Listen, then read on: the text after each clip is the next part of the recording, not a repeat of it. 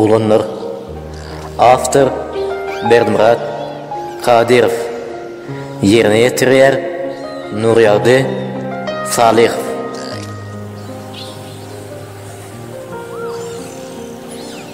Dinlen menin bu aytçak sözlerim.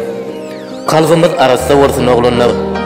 Görünmälin yamanlığın yanında yamanlık ağrıydan gaçır oğlanlar.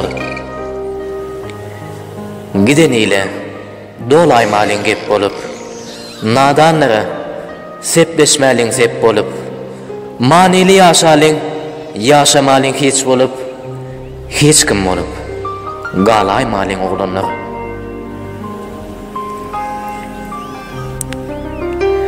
İlk bilen atman tohmet hiç kime, doğru geplep, gülür yüz verilin her kime, ahlın sanna nädik duygu bar diye, şol nädikligin ıncıtmalin oğlanlar.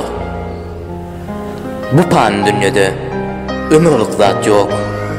Yıllarımız, aylarımız minut sayın geçip dur.